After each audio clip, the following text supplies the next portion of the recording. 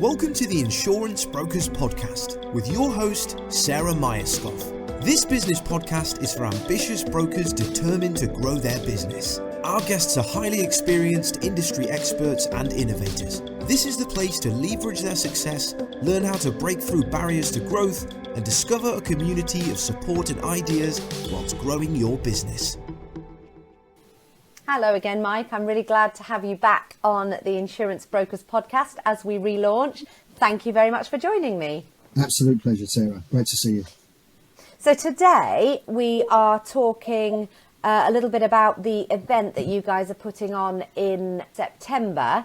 I'm quite interested to talk around it and I suppose about why it's so important in today's market. So do you want to introduce the event and what it is you'll be doing and what you hope to achieve? Absolutely. Thank you very much. So firstly, it's our Capacity Exchange, the MGAA Capacity Exchange. It's kindly sponsored by Zurich this year.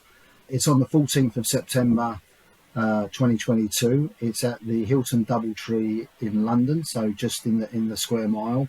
It's one of our flagship events across our sort of events calendar. It's something we do sort of every year. And, the key thing is that, any MGA will always tell you that capacity is the number one key pillar in terms of which their business is centered around.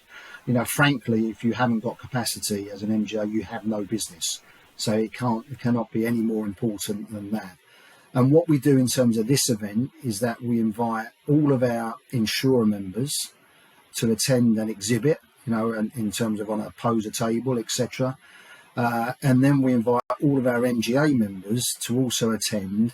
And in more of a sort of speed dating type environment, our MGAs go around and have very productive conversations with insurers they actually already know, insurers which they don't know. They have conversations where, they'll talk about risk appetite, they'll talk about the current market trends, they'll talk about opportunities to partner sort of going forward. And so if you look at it through the lens of an MGA, for our MGAs, it has a fantastic opportunity for them to re-engage with insurers they already know, but just as importantly, to talk to insurers they do not know and do not have a contact with and explain their business model, business strategy, their particular product lines, and demonstrate or share their expertise. And from an insurer lens, the other way, they again will re-engage with MGAs that they are aware of, but it also gives them an opportunity to meet and talk to new MGAs perhaps they wouldn't have had contact with previously, understand those product lines, understand their business model, their business strategy, and then just enhances that whole network and in the whole MGA community, which actually is all centered around, capacity and capacity provision. So it's a fantastic event and a real great opportunity for both MGAs and insurers to engage, network and understand each other's businesses. And from a sort of a moving business forward perspective, I presume the people there are the decision makers, the people that have got the resource and the ability to say, yes, this looks like a good partnership, let's take it forward. Yeah, so the feedback we got from the one we held in October last year, a lot of our insurers sort of spoke to me, and some MGAs said some insurers walked away from there and said, we've got 3 or 4 real, very, very interesting conversations we want to proceed with. MGAs similarly saying, well, we met a number of insurers, one we didn't know were in the MGA space, and that's fantastic for us. One of the key things on this area is that, and I sort of revert back to the speed dating element, sort of half tongue in cheek, is that what we want to be able to do is for our MGAs and our insurers to meet and greet as many people as they possibly can. So this as a capacity exchange event is not for someone effectively to sit down with the insurer and say, right, let's talk for the next 30 minutes around here's our business presentation, etc. It really is a case of sort of, a good conversation, well sort of in a position where this is our business, this is our product line, this is what we currently do. Is that within your risk appetite? Is that something you're particularly interested in? The insurer then will then have that sort of conversation. And then it's likely that following on from that, it will then sort of hopefully move to a much more richer conversation, which far more detail on a granular basis, and hopefully lead to sort of a capacity partnership. How did you find, because I know this is an annual event, how did you find it work over the the COVID period when it was online and things like that? And is this the first back face-to-face? No, we had a face-to-face in October last year, which was quite close to after our conference. So some of our insurers who had a very successful MGAA conference representation decided not to attend because of the close proximity. Obviously, for 2022, our conference was on the 29th of June, and this is, the 14th of September.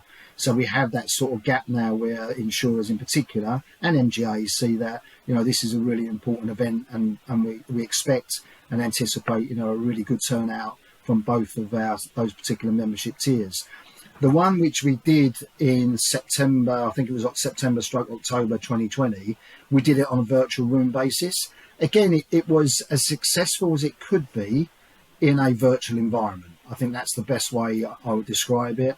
We managed to get respective organisations and members together. But as I've always said and always been a great advocate, you cannot beat the face-to-face sort of contact, the networking, seeing the whites of people's eyes, and just building a strong relationship on that basis. So, face-to-face will always be, for me, the right way to take the capacity exchange. I'm hearing, it's quite interesting. So I've got one of our clients goes to Baden and Baden every year. And he described that as speed dating. So I assume it's a very similar type of setup, just not necessarily reinsurance. Yeah.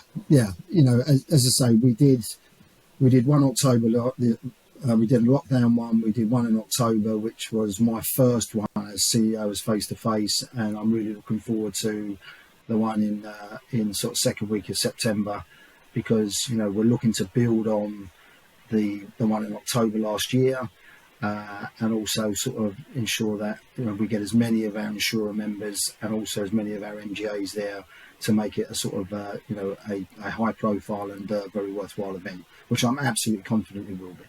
I'm sure it will be too. And one of the things I'm quite interested in is I'm seeing and hearing, and have been for the last, year or two, a lot of talk around capacity hardening in different lines. This feels like the event you need to go to try and work through some of these real difficult conversations that people are having at the moment. Is that right? Yeah, correct. I think coming to your first observation, capacity, I've been quite vocal insofar that, use a cricket analogy that, very fast bowlers can take the wicket out of the occasion from that perspective. If you're an MGA who has, got expertise in, and clearly has expertise in product lines and underwriting, has fantastic data, the ability to forensically interrogate that data, has a real understanding of their portfolio, and understands their market extremely well, then, whether it's a hard or soft market, those MGAs will always thrive because they understand what they do.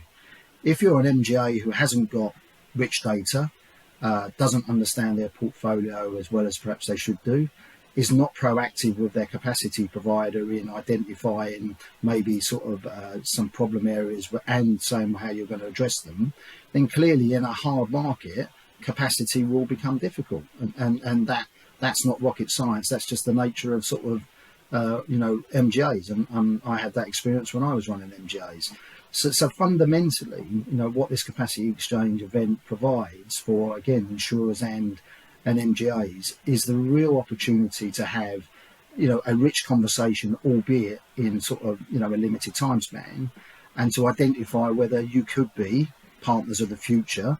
May not be now, but certainly could be sort of some way down the line, or actually could be now and could be, this time next year.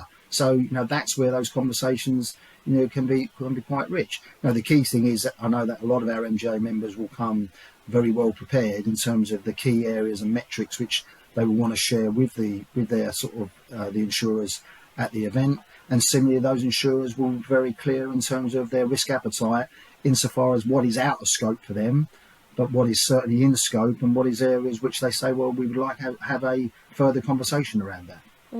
I'm so interested in what COVID's done to the relational element of the insurance industry, because we all went online, and everybody's almost going against online. No, I don't mean against online. I'll give you an example. I had a really interesting conversation recently with somebody, and she'd been an advocate for flexible and home working way pre-COVID.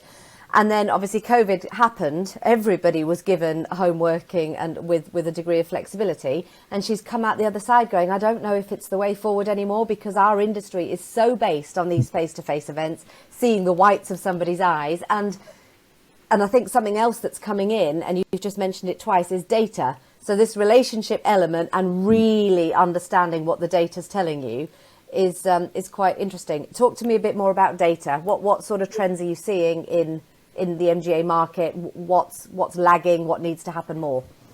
Well, I think the first thing is that, data, if I go back a few years, was a bit of an arms race, where that, people were building their data warehouses, some had it and some didn't have it. But effectively now, if you want to be a successful MGA and any insurer who's going to deploy capital to you, data has to be a hygiene factor. So it's not a nice to have now. It needs to be a hygiene factor, and it needs to be one of the key pillars in terms of how you're going to underwrite business successfully on behalf of your capacity partner, given that you're using their capital. So that's the first thing. Actually, you cannot be an MGA or survive unless you've got very, very good data. The next thing actually is clearly the ability to interrogate that data and make informed decisions in terms of what you're going to do with that portfolio. So it's all right having the data, but then obviously you need the expertise in terms of that interrogation, and also the decisions which you take in terms of moving your portfolio into a more profitable area, identifying profit pools which allow you to grow the business quickly, and also identifying areas which may actually need sort of some remedial action to overall improve your overall loss ratio and performance. So, and there's a number of ways that's been done, through data warehousing and different sort of software technology, which our supplier membership are extremely good at supplying, enabling MGAs to do that interrogation. And what they do exceedingly well is that they're able to sort of move very quickly in terms of implementing and executing those decisions. And those decisions will be placed around risk acceptance, risk pricing, which may well include data enrichment, and then that ultimately gives a more forensic pricing point for that broker's particular customer, which can only be good outcome for the end consumer, which we're all in the business to provide. Absolutely, and I'm interested that you've just mentioned your supplier membership, and how you've sort of, the MGAA is a place where you can really build relationships across all the suppliers that an MGA needs to be able to be and places you can go and say, guys, give me a bit of help. I know I need something in this area. Can you talk? So I think that is incredible, and I think people must be looking forward to the event. I think it sounds like a really exciting one, and I really hope that it goes well for you and it's phenomenal building on last year's event. Thank you very much. And just to sort of end on, if any of our MGA members or any of our MGA insurer members, are watching this, then please make sure they register for the event on the 14th of September. They should have already received the sort of our save the date, but the key thing is for make sure they register, and we look forward to seeing them all there. And is there a registration link I can put in the show notes? Yes, it will be on it'll be a link to our MGAA website, so we can put a link onto the back of this website. That'd be great. That's incredible. Thank you very much, Mike. Pleasure. Always a pleasure. Thank you very much. Thank you for listening to today's episode. If you have enjoyed what you have heard, have any questions or feedback, please leave us a review and we will be sure to get back to you. If you would like further information on how Boston Tullis Group can support your business, or if you would like to join us on an episode, please do not hesitate to contact us.